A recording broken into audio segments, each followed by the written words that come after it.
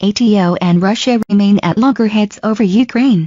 The alliance's top officials said Monday, but have discussed a proposal to try to improve air safety over the Baltic Sea. NATO Secretary General Jens Stoltenberg said the 28-nation military alliance and Russia have profound disagreements on the crisis in Ukraine. He said NATO allies reiterated their strong support for Ukraine's sovereignty and territorial integrity and insisted that they would never recognize Russia's illegal and illegitimate annexation of Crimea. Stoltenberg's remarks came after the NATO-Russia Council, their main forum for dialogue, met in Brussels Monday for more than 3 hours. In a statement later, Russia's NATO ambassador, Alexander Grushko, said that he had raised Ukrainian ceasefire violations with the allies, notably through the use of heavy weapons. NATO members have also accused Russia of similar violations. He also called on the alliance to urge Ukraine to respect its commitments.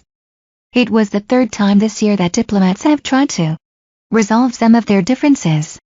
The meeting included talks on ways to avoid incidents and accidents between Russian and NATO forces. Russia has annoyed NATO with snap war games or by buzzing the alliance's ships and aircraft with fighter jets, as well as what NATO sees as aggressive use of propaganda.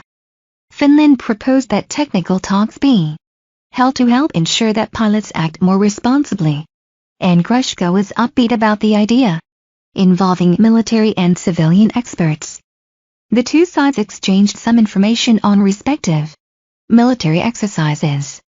Douglas Lute, the United States ambassador to NATO, told ABC News on Sunday that "I don't believe that anyone in Russia today intends to attack NATO, but," Lute said, "I worry about attempts by Russia to influence political campaigns, flooding allied capitals, the news media with misinformation or disinformation, and all these with an attempt to fragment internally our societies, perhaps distort our political processes and to sow discontent and a lack of cohesion across the allies."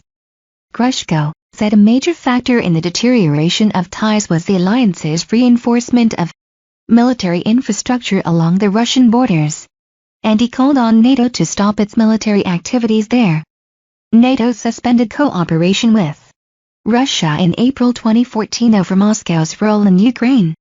Formal talks resumed in April after an almost 2-year break. Stoltenberg underlined that the new meeting does not indicate a return to business as usual. Efforts to organize Monday's talks were hampered by a dispute over the meeting agenda. Grushko said it went ahead without a formal agenda being set.